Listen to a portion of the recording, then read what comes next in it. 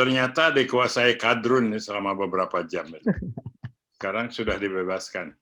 Jadi memang sangat mengerikan tapi juga mengecewakan bahwa Kongres bisa disusupi, bahkan ada wanita yang tertembak di situ ya. Jangan lupa cuci muka, jangan lupa delete aja deh. Jangan lupa subscribe, komen, dan apa ya? Like. Subscribe, komen, dan live ya, betul.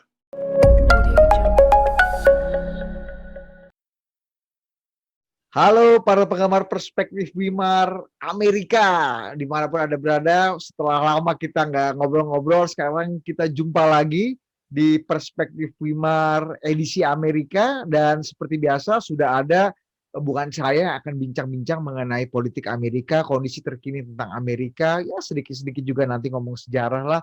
Sudah ada the one and only, apa ya kita sebut ya, pengamat politik, orang yang bersekolah di Amerika, membaca tentang Amerika, menonton tentang Amerika, pernah hidup lama di Amerika, dan menurut saya kalau disuruh milih nationality-nya setelah Indonesia, kalau ada dua kewarganegaraan mungkin dia akan pilih jadi warga negara Amerika juga untuk dua kewarganegaraannya, karena Amerika jadi bagian dari nafas politik kehidupannya. Dua kewarganegaraan, kalau ada dua kewarganegaraan jadi kita boleh pilih dua gitu ya, mungkin Amerika gitu ya. Iya, dan sudah ada bersama, sebenarnya belum dipanggil orangnya, ada Wimar Witular. Waduh, hari ini pakai biru, kayaknya preferensi politiknya ke biru nih ya. Emang iya lah ya. Tapi ini tahunnya tahun 18. Kalau bicara politik Amerika kan mungkin banyak yang nganggap, oh setelah pemilu kayak politik Amerika sepi-sepi aja nih. Buat gue terus sekali, dan lagi pula ceritanya panjang karena bersambung. Tadinya memang dikira rutin karena pertama ada kegiatan yang tidak rutin, yaitu pemilihan susulan di negara bagian Georgia. Jadi Georgia itu ada dua calon senator yang selisihnya kecil dengan saingannya. Menurut undang-undang kalau selisihnya sekecil itu harus diulang kembali. Maka ada pemilihan ulang, yaitu yang Republikan itu disaingi oleh John Ossoff, yang Demokrat disaingi oleh pastor siapa ya? Ya itulah, saya lupa namanya tuh. Kalau lo lupa nggak apa-apa, kalau gua lupa nggak apa-apa karena udah tua, juga Alzheimer. Tapi kalau lo tua itu aneh. Kalau gua tua ya aneh, iyalah gua belum tua kalau gua lupa. Lupa. Iya deh, salah, aduh. Tapi nanti kita akan bahas tentang pemilu Georgia yang juga jadi pembahasan di pemberitaan ya. Meskipun gue yakin 80% orang Indonesia yang baca tentang apa sih pemilu Georgia nggak ngerti juga. Nah, tugas Anda, Wimar Witular, ya nanti akan menjelaskan kenapa penting pemilu Georgia. Kalau Anda pembaca koran misalnya Jakarta Post, mungkin pertanyaannya apa urusannya dengan kita, gitu ya. Nah, itu juga tuh. Itu juga penting juga. Apa urusannya dengan kita dan apa urusannya dengan demokrasi Amerika? Hasil dari pemilihan ulang Georgia ini akan menentukan mayoritas di Senat. Yang sebelum pemilihan itu mayoritasnya ada 51 lawan 50 untuk kemenangan Demokrat. Berarti juga pimpinan mayoritasnya itu orang Republik, Mitch McConnell. Tapi setelah pemilihan yang kemarin, tanpa diduga-duga, bahkan saya dikasih tahu oleh Satya bahwa James Ossoff itu menang, berarti dua-duanya Demokrat menang. Itu sangat mengherankan. Apalagi negara bagian Georgia itu yang negara bagian yang disebut negara bagian merah ya, Republikan. Ini orang Demokrat yang menang. Walaupun terlalu salah juga kalau anggap Republikan itu selalu merah, karena Jimmy Carter juga Georgian, artinya Betul, betul. Basisnya Georgia dan orangnya orang Georgia, jadi nggak terlalu aneh gitu. Karena Betul. bagaimana orangnya aja. Nah ini si pemilu itu dimenangkan oleh daerah Atlanta. Mm. Atlanta kota yang paling ramai, yang paling besar bandaranya, dan itu Dan itu base markasnya CNN, weh. betul. Dan wali kotanya, lupa lagi namanya, wali kotanya siapa ya. Iya. Boleh kita ampuni lah kalau lupa lah ya. Saya kalau nggak diwawancara mah ingat semua namanya. Iya, iya, iya. Weh, tapi izin weh, kita potong dulu soal Georgia karena nanti ada eh, topik khusus soal Georgia di segmen kedua. Nah, kita akan masuk ke segmen pertama. Seperti biasa, ini ada format baru untuk Anda para penonton perspektif Wimar edisi Amerika di Total Politik. WW akan kita sodorkan dua topik. WW akan pilih mana nih yang akan mau dibahas oleh WW. Oke, kita akan masuk ke topik mana? Topik mana? Topik pertama yang akan WW pilih pertama kali. Oke, nah ini dia nih. Nih jelang peringatan setahun kematian Soleimani, Jenderal Soleimani, Amerika dan Iran tegang. Satu lagi, nah rusuh massa, Trump kepung Capitol. Ini penting juga nih. Nah ini yang lagi rame, lagi headline di mana-mana breaking news. eh, apa namanya? Ini kayak di film-film, kalau di film-film Hollywood tuh kayak kita ngelihatnya, wah ini dramatis banget dan ini terjadi di kehidupan nyata. Capitol Hill diduduki oleh massa demonstran. Boleh pilih topik yang mana untuk dibahas? Yang kedua aja ya, Nah, berarti soal rusuh. pendudukan gedung Capitol oleh massa. Oke, nah coba Wewe kasih perspektif soal peristiwa ini. Ini kan simbol demokrasi Amerika, yang katanya negara beradab, negara demokrasi yang paling tua, yang menjadi guru dari semua negara-negara demokrasi di dunia misalnya. Tapi ini simbol demokrasinya digagahi, diduduki oleh para demonstran. Apa yang terjadi dan bagaimana perspektif Wimar soal ini? Ternyata dikuasai kadrun selama beberapa jam. Sekarang sudah dibebaskan. Jadi memang sangat mengerikan tapi juga mengecewakan bahwa Kongres bisa disusupi, kemudian bisa diduduki, jadi orang lari-lari lempar-lempar arsip surat di meja-meja kongresmennya itu. Bahkan ada wanita yang tertembak di situ ya, di antara gang-gang di Capitol itu. Ya. Nah, itu memang diduga akan ada kerusuhan, tapi orang tidak duga akan serusuh itu. Soalnya sebetulnya aksi pendudukan ini diundang oleh Trump. Bahkan sekarang saat ini masih berlangsung berbagai kemungkinan efek terhadap Trump. Antara lain mungkin Trump itu dikenakan amendment ke-25 yaitu di turun paksa. Ada juga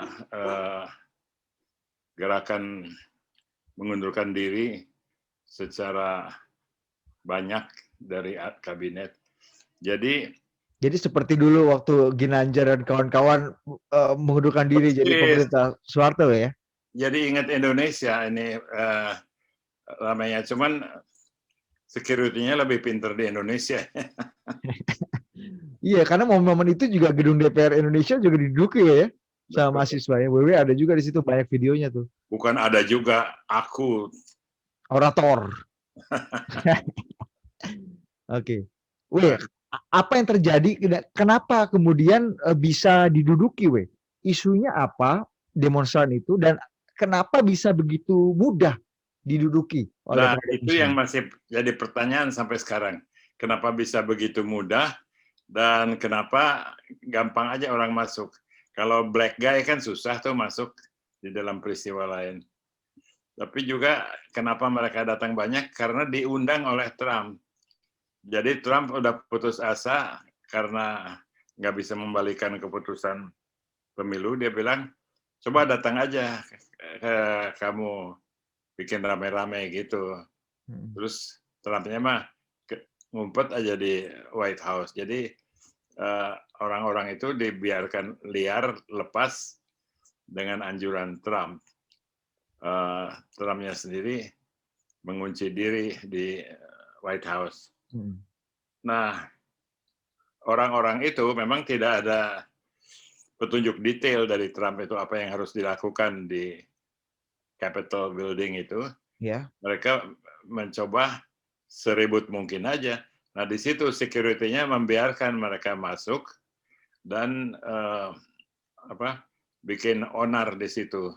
Oke. Gue mencium ada aroma amis nggak? Kenapa begitu mudah gitu pihak keamanan memberikan akses atau tidak? Anies nggak terlibat ya ini. Amis. Something fishy gitu, weh. Kenapa polisi Capitol begitu mudah untuk saya nggak langsung berpikir ke situ ya. Tapi kalau sekarang dipikir-pikir, ya fishy. Tapi bagi saya sih ada bagusnya, yaitu Trump jadi ketahuan betul kesalahannya. Oke. Sampai sekarang ada 2 gerakan yang sedang meluncur. Satu gerakan untuk mengenakan 25th Amendment, jadi Amendment ke-25 yang berlaku untuk presiden yang dianggap tidak mampu atau gila. Itu bisa dilancarkan oleh tidak bisa dilancarkan oleh anggota kabinet atau menteri. Nah, dulu pernah dibilang nggak mungkin nih kalau Amendment 25 itu karena Mike Pence pasti belain. Tapi sekarang Mike Pence udah marah betul karena istilahnya udah thrown under the bus, udah dikorbankan, dan dia udah secara terbuka ngelawan nih Donald Trump. Jadi rame bahwa ada kemungkinan Donald Trump dilengserkan sebelum tanggal 20. Oke. Ada kemungkinan Donald Trump dilengserkan. Ini mungkin bisa jadi headline juga nih buat hari ini ya. Ada kemungkinan Donald Trump dilengserkan ya, weh ya. Ada Tapi kan misinya berhasil, weh. Misi para demonstran ini kan berhasil, weh, untuk menunda pengesahan presiden elect gitu kan. Enggak, Pence jalan terus. Malah orang yang tadinya ada 103 orang yang menuntut dibalikan keputusan Joe Biden itu ya. Joe Biden itu presiden, tapi saya senang manggilnya Joe karena tambah sayang gitu. Iya. Weh, tapi terus weh. Aduh, konsentrasi gue terganggu nih. Ayo lanjut. Ya tanya aja. Gue pengen nanya banyak. Nah, gini weh. Lu nanya aja yang banyak. Iya. Weh, ini ada satu lagi kan, gue bilang ini diprovokasi oleh Trump. Ya, kita juga lihat banyak. Diprovokasi, disuruh ya, jelas-jelas diperintahkan. Bukan provokasi lagi, weh, diminta dan digerakkan. Tapi gini, weh, boleh lihat nggak apa namanya tweetnya Trump terakhir? Setelah beberapa tweet juga dihapus oleh Twitter gitu ya. Boleh ditampilkan tweetnya Trump yang meminta para pendukungnya untuk lebih kalem lah. Palsu, itu palsu. Ini dia. I'm asking for everyone at the US Capitol to remain peaceful, no violence. Munafik itu. Weh, itu kan bagus dong. Dia meminta pendukungnya untuk non violence, tetap harus jaga diri, jangan duduki Capitol. Sama dengan itu sarkasme. Dan barangkali juga Trump udah mulai takut disalahkan. Karena sekarang cepat itu suara-suara yang mau menyalahkan Trump tuh banyak. Oke. Sip, kita akan lihat apa dampaknya, weh. Dampaknya Trump bisa diturunkan dan apa dampak lagi buat politik Amerika, buat citra demokrasi Amerika setelah pendudukan Capitol ini. Kalau citra demokrasi ya udah hancur Amerika. Kemarin aja udah berbagai world leader itu Boris Johnson, Angela Merkel, semua aja kecuali Netanyahu kali.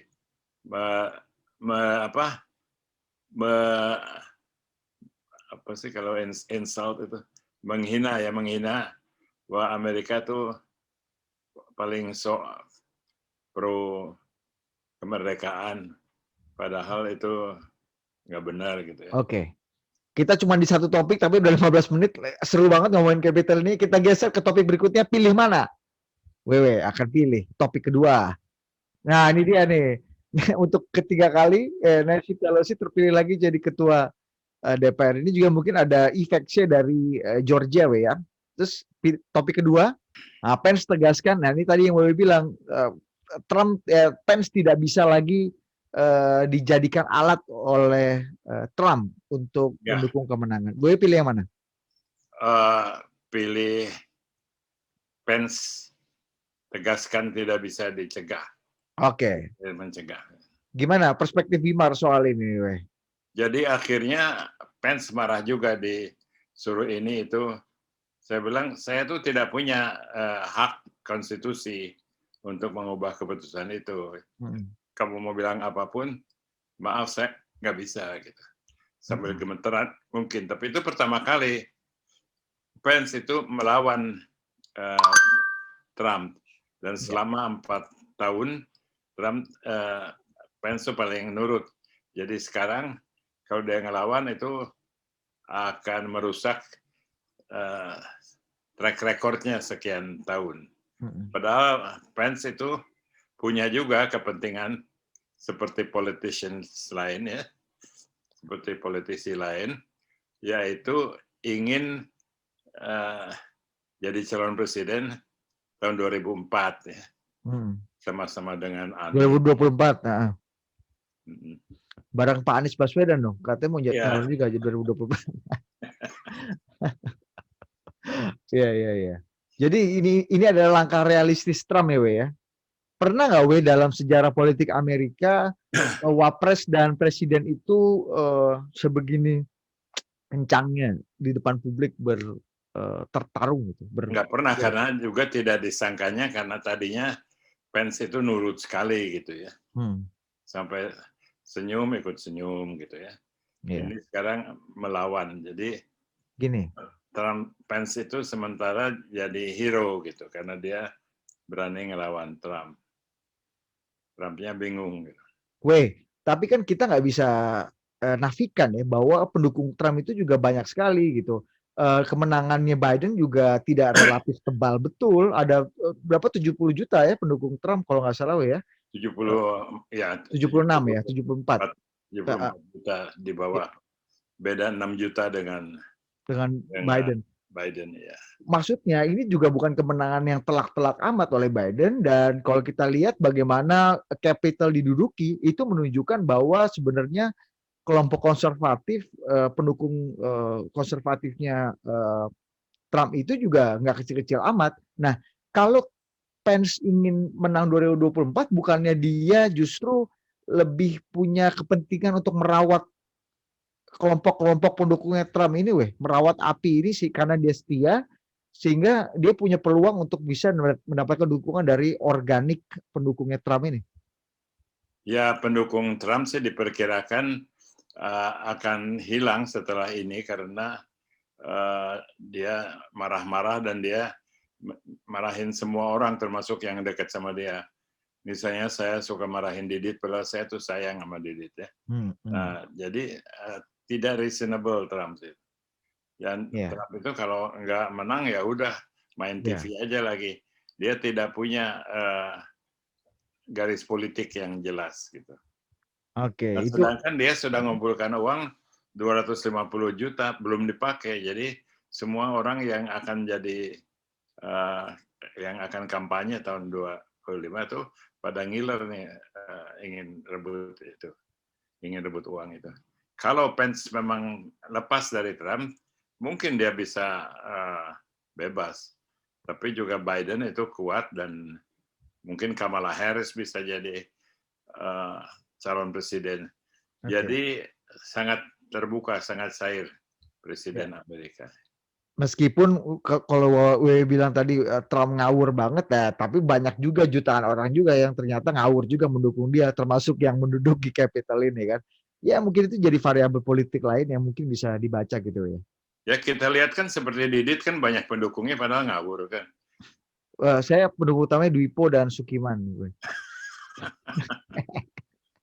Oke, kita ke topik berikutnya. Topik ketiga.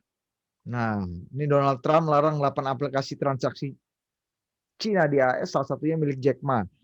Jadi Huawei, apa namanya, Alipay gitu-gitu dilarang. Jadi betul-betul nih perang dagangnya konkret, semakin konkret. Next. Ah, ini Grammy Award diundur akibat lonjakan COVID-19. Gue pilih yang mana nih? Nggak ada beritanya kalau diundur dong itu Grammy. Ya berita dong, Grammy pertama kali sepanjang sejarah diundur. Padahal Academy Award aja bisa Ya, berlangsung jangan secara marah-marah virtual. dong. Gantian. Pilih yang mana? Dikomentarin. Ini dua-duanya nggak menarik ya beritanya. Iya, jadi gimana? Ya pilih aja salah satu karena tahu sama-sama nggak menarik. Kita bahas aja deh. Misalnya Donald Trump melarang Ah, transaksi Cina. ini juga Peduli terkait amat ini, weh. melawan kalau menurut saya. Dia sudah tidak punya power lagi kok terhadap Cina, terhadap siapa gitu. Dia paling temannya Korea Utara, itu pun udah nggak akrab lagi. Sedangkan Jack Ma itu bukan urusan Trump, urusannya ingin ngumpet aja karena dia sangat takut sama rezim totaliter Cina gitu. Nah, menurut Wewe ini kan lagi banyak diomongin nih, Weh. Jack Ma hilang nih, Weh. Wewe ada komentar nggak? Saya sih nggak gitu kehilangan karena saya nggak senang orangnya itu. Kali ini kita akan bahas mengenai Georgia. Wewe tadi di awal menggarisbawahi mengenai Georgia. Nah, pemilu di negara bagian Georgia, pertarungan untuk masa depan Amerika. Ini kenapa Georgia menjadi negara yang begitu disorot, begitu dilihat, dan menjadi penting. Headline-nya siapa yang bikin? Terlalu standar nih. Ini Deutsche Welle, weh. Deutsche Welle. Iya, Deutsche Welle. Dunia Jerman. Oke. Gimana, weh, komentarnya? Georgia, cerita dong soal pemilu Georgia. Ya, Georgia itu negara pusat budaya, pusat politik, bahkan boleh dibilang ibu kota dari Konfederasi Amerika. Dari Amerika waktu dia terbelah dua menjadi Amerika Utara dan Amerika bagian selatan. Nah, sebetulnya itu sangat rasis Georgia itu. Tetapi ada orang yang sangat manusiawi asal dari Georgia, yaitu Jimmy Carter. Jimmy Carter bahkan banyak membantu Indonesia dengan melaksanakan komisi untuk mempelajari pemilu Indonesia yang pertama. Oke, Carter Center itu ya? Ya, Carter Center. Bahkan yang jalankannya tuh adiknya, siapa, Billy Carter. Saya pernah ngobrol sama orang itu. Saya pikir ini orang kok tampangnya mirip Jimmy Carter. Ternyata itu adiknya. Oke. Nah, tapi dia walaupun dia orang liberal, orang Demokrat, tapi dia itu orang Georgia juga gitu. Georgia juga pusat dari kebudayaan mempunyai budak di film-film seperti Gone with the Wind, itu pusat Georgia. Nah, berarti kuat ya kultur politiknya. Berarti Georgia ini masuk South ya? Ya. Oke. Jadi South itu terbagi oleh Mason-Dixon Line, yaitu suatu garis di antara North Virginia dan North Carolina, kalau mau tarik garis gitu. Oke, jadi ada North Carolina, ada South Carolina. Jadi itu Carolina itu jadi garis embarkasi ini batasnya ya? Iya, tapi yang jadi garis itu antara North Carolina dan dengan Virginia gitu. Oh gitu. Nah, Virginia juga masuk South berarti? Aduh, nanya yang susah-susah ya. Ya iya dong, kalau percuma kalau Wimar kita nanya harga tempe di warung depan, kan harus yang susah. Campaigns kan macam-macam, mana saya hafal ya. Iya ya. Kalau DC, weh? Kalau Virginia itu dianggap South, jadi kulturnya tuh selatan. Jadi berarti dia sudah di bawah garis batasnya gitu ya. Oke. DC weh? Jimmy Carter kok ketawa terus ya. Nah, jadi perbudakan tumbuh subur di Georgia. Dan juga anehnya orang black itu senang di Georgia, walaupun mereka tuh memang diperbudak. Jadi mereka tuh rumahnya di situ. Kayak orang sini kali yang berasal dari mana gitu ya. Susah saya kalau nyebut orangnya. Suka senang sama kampung halamannya, padahal diperbudak di kampung halamannya tuh. Jadi aneh, Georgia tuh punya kepribadian yang sendiri. Itu kuat, punya loyalitas, tapi sebetulnya disiksa. Apalagi belakangan ini oleh Donald Trump diperalat mereka itu. Nah, jadi mulai ada yang tidak suka sama Trump, itu tidak ketahuan sama Trump, jadi ada pemilih-pemilih yang mulai melirik kepada kaum Demokrat. Nah, itu yang dipertaruhkan dalam pemilihan umum itu, bahwa jangan-jangan orang Georgia bisa lari ke Demokrat, dan jangan-jangan Demokrat bisa melarikan negara bagian Georgia. Memang itu yang ternyata terjadi. Jadi orang calon anggota Senat dari Partai Demokrat tuh pada dukung Demokrat dan menang. Jadi Republikan tuh kalah. Nah, padahal itu sudah dipompa betul oleh Donald Trump. Donald Trump datang ke sana untuk mengkampanyekan dan bilang kita harus memenangkan nih pemilihan special elections ini ya. Tapi Trump itu salahnya kampanyenya terlalu banyak mempromosikan dia, jadi dia malah jelek-jelekin pemilu Georgia. Padahal Georgia sih bangga dengan pemilunya. Dan akhirnya Georgia telah menentukan sikap tadi, yang membuat konfigurasi memilih sikap, dan itu satu kejutan.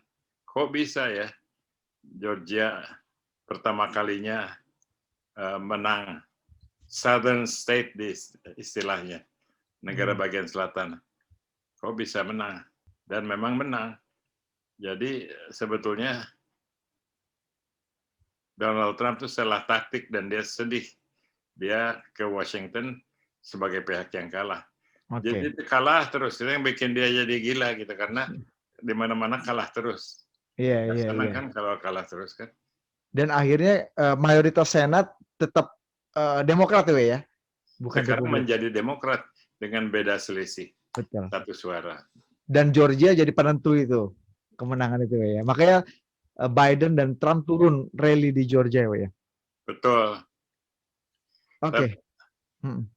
Alasan argumennya Trump bahwa pemilihan umumnya dicuri itu bahwa dia nggak banyak kampanye kok. Biden tuh nggak banyak kampanyenya. Gua lebih banyak, kok gua yang kalah gitu. Memang orang banyak ngomong kadang-kadang nyebelin juga deh. Satu lagi tentang Georgia.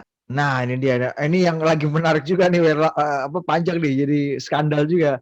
Rekaman Donald Trump paksa Georgia ubah hasil Pilpres. Dia minta 11.000 11.000 suara kecurangan lah sama temennya si Trump. Siapa yang namanya? Brad siapa Raffensperger apa?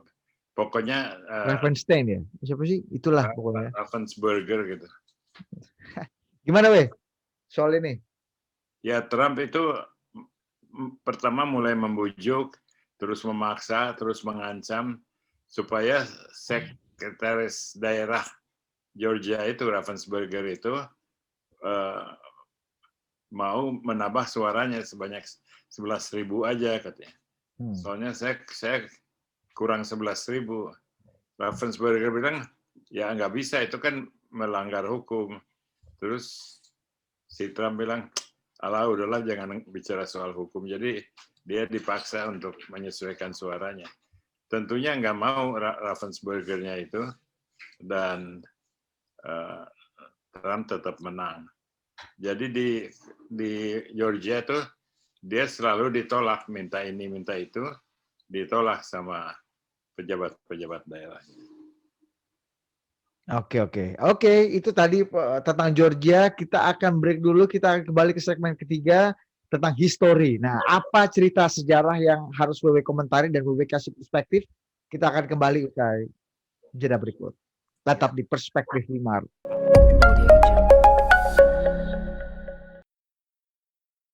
Kembali lagi di Perspektif Wimar edisi Amerika, segmen ketiga sekarang. Saya lupa nih, udah segmen ketiga ya, bener segmen ketiga. Kita akan bicara mengenai history dan kita munculkan apa yang akan kita bahas. Mungkin dari background saya udah kelihatan ya.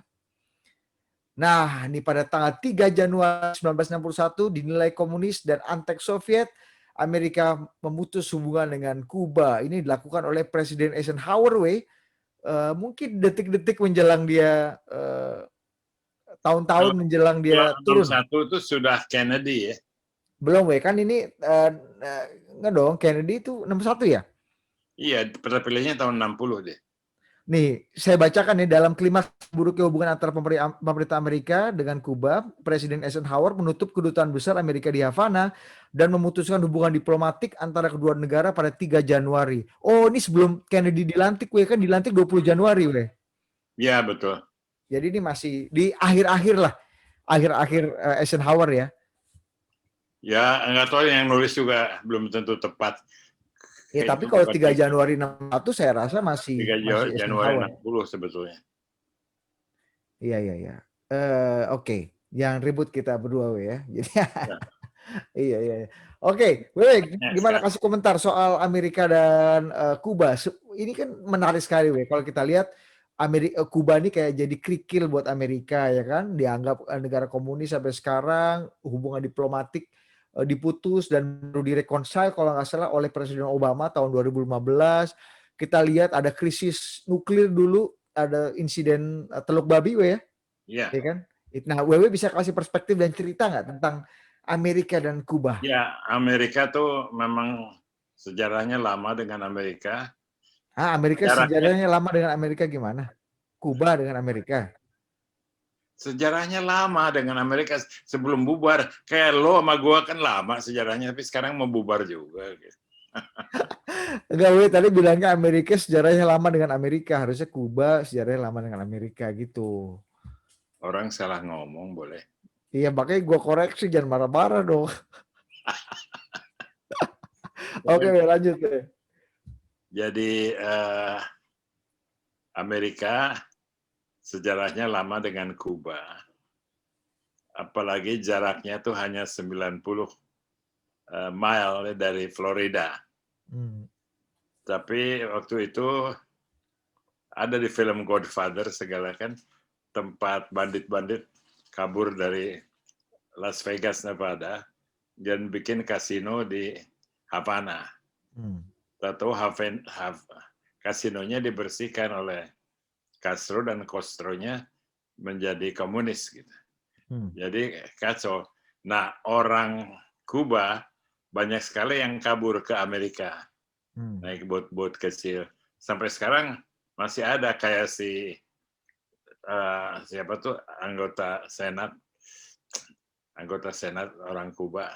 Alah, siapa tahu. Siapa, weh? Satya tahu tuh. Ted Cruz, bukan? Bukan. Ted Cruz juga Kuba, tapi dia di Texas. Ini di Kuba. Ya udah, nggak usah diingat lah. Pokoknya kita bicara ini, helikopter view nih soal Kuba dan Amerika pada masa itu tahun 61, apa yang terjadi, kenapa Amerika begitu senewan dengan Kuba, Ya karena itu dijadikan pangkalan oleh Uni Soviet dan bahkan diamati pakai satelit. Itu Uni Soviet itu kirim peluru kendali ke Kuba untuk diluncurkan. Jadi panik sekali. Kennedy waktu itu belum 1 tahun sebagai presiden, bikin serangan pendaratan ke Kuba. Tapi tidak berhasil, bahkan mati, dibunuh semua pasukan penyerangnya, dan Rusianya jadi marah gitu. Jadi waktu itu kalah Amerika. Dia lama mencari balas dendam. Lama-lama ketemu juga balas dendamnya karena memang sudah lama. Yaitu dia berperang dengan orang Amerika yang sudah kabur ke Kuba. Oke. Alah, siapa sih? Anggota Senat yang Dulu atau sekarang? kalah di primary lawan. Enggak, yang unik itu orang-orang Kuba itu walaupun udah lama itu masih sangat anti komunis. Jadi kayak orang di sini yang anti PKI. Amerika dulunya mendukung gangster Godfather gitu untuk buka kasino di Kuba. Tapi kemudian mendukung perang obat gitu ya, macam-macam untuk mencari uang itu. Tapi lama-lama setelah semuanya tenang, ya Amerika ingin berbuat baik-baik. Sekian puluh tahun kemudian, Obama itu mencoba membuka pintu diplomatik dengan Kuba. Fidel Castro-nya masih ada gitu. Sudah tua sekali tapi masih ada. Masih Perdana Menteri waktu itu. Waktu Gus Dur pertama jadi presiden. Dan banyak ceritanya. Dia ngobrol sama Gus Dur. Karena sama-sama senang ngomong gitu, jadi ngobrolnya itu lama. 7 jam gitu ya. Dan Gus Dur mengagumi Fidel Castro itu. Nah, satu hal mengenai Kuba itu, kebijaksanaan sosialnya itu sangat sukses. Pengobatan, pertanian, pokoknya yang bukan senjata, itu sukses sekali. Termasuk tinjunya, we, tinju dokter kedokteran, we, juga ya. Ya, tinju sih gue nggak tahu. Ya kedokterannya ya. Dan orang Amerika senang lihat Kuba. Bahkan mahasiswa kedokteran Amerika, kalau nggak lulus di Amerika suka pergi ke Kuba, sekolah di situ. Karena murah itu, karena sosialisme. Jadi konsekuen sosialismenya tuh. Apa yang bikin mereka bisa jago banget, we, di pertanian dan di kedokteran, we, ya? Antara lain ya rajin kali, tapi juga dibantu oleh Uni Soviet itu. Oh iya. Jadi ada Molotov Plan waktu itu kalau nggak salah, we. Terus setelah beberapa tahun terakhir, karena semua sudah damai, Obama pikir, kenapa dong kita tidak mencoba pintu dengan Kuba? Jadi dikirim misi diplomatik ke Kuba. Sekarang ada misi diplomatik, dan Castro-nya udah tua gitu, jadi udah nggak militan gitu. Hubungan baiklah dengan Obama. Kecuali waktu Trump jadi presiden, kan segala yang Obama tuh dianggap jelek. Jadi Obama udah bagus-bagus buka pintu dengan Kuba, diobrak-abrik sama Obama. Dan juga karena orang imigran Amerika yang di Florida, yang kebanyakan turunan Kuba, itu anti komunis. Jadi mereka dukung Trump karena anti komunisnya. Oke, itu sedikit perspektif sejarah dan cerita-cerita sisi lain tentang Amerika dan Kuba dari WW. WW sendiri belum pernah ke Havana, we? Saya belum. Saya sebetulnya harus ikut dengan Gus Dur, tapi ketinggalan pesawat gitu. Iya, Mas Wahyu dulu pernah cerita, Wahyu Muryadi kan ikut ke Gus Dur kan ketika, jadi ada cerita gini lucu katanya. Jadi ketika Gus Dur tidur, semua sudah udah istirahat kan, Gus Dur seperti biasa di kamarnya. Wahyu Muryadi, Mas Wahyu dengan beberapa pas pampres dan protokol mau nonton ini, di lobi hotel tuh ada Guantanamera katanya yang terkenal kata di situ ya. Nah, ketika nonton tiba-tiba lagi nonton ada radio masuk, radio izin pas pampres yang di atas. Ini ada maksa masuk gitu. Siapa? Dari Kuba. Iya. Siapa dia? Iya, orangnya tinggi, besar, brewokan, dan pakai baju hansip katanya. Loh, kata Mas Bayu, itu Fidel Castro. Suruh masuk. Pakai baju hansip. Iya, karena pas Pampres nggak tahu mukanya Castro kayak apa kan. Ini brewokan, tinggi besar, Kasar katanya. dan pakai baju hansip. Gitu. Terus mereka jadi wah kebakan, dan Gus Dur Fidel Castro tuh katanya incognito gitu clandestine, Oh iya. dan dia hanya mau menemui kepala negara yang menurut dia penting aja untuk ditemui, dan dia ternyata ngobrol panjang sama Gus Dur. Nah disitulah apa namanya Gus Dur mengeluarkan joke itu, ada 4 presiden gila kan katanya. Oh iya. Yang Cepet pertama gila, iya. cerita. Yang pertama katanya presiden pertama gila wanita. Ini kata Gus Dur loh, jadi jangan salahin saya, kata Gus Dur menurut cerita Mas Wahyu. Presiden pertama gila wanita, presiden kedua gila harta, presiden ketiga gila Sebut teknologi. namanya dong. Jadi yang gila wanita itu siapa? Iya. Yang gila harta tuh presiden. Katanya Gus Dur ya, presiden pertama Bung Karno gila wanita, presiden kedua Pak Harto gila apa namanya Ya uang. gila harta. Yang ketiga Presiden Habibie, saya lupa antara gila beneran atau gila teknologi gitu ya. Gila Yang, beneran. iya. Kalau Habibie sih emang gila aja katanya. Yang keempat saya, presiden keempat, Gus yang Dur. milih yang ya Gus Dur kata dia, yang milih saya adalah orang gila katanya. Dan itu katanya bikin Castro ketawa, dan itu yang salah satu yang bikin akhirnya mereka ngobrol sangat asyik gitu. Nah itu cerita-cerita pertemuan Gus Dur dengan Ya saya nggak ketemu, saya dengar ceritanya. betul. Oke, terima kasih Wewe, terima kasih Anda Terima semua para kasih. pemirsa Total Politik dan Perspektif Wimar edisi Amerika. Sudah hampir 40 menit kita berbincang, menarik sekali, dan kita akan berjumpa lagi di Perspektif Wimar Yes. edisi berikutnya. Thank you Wewe. Yes.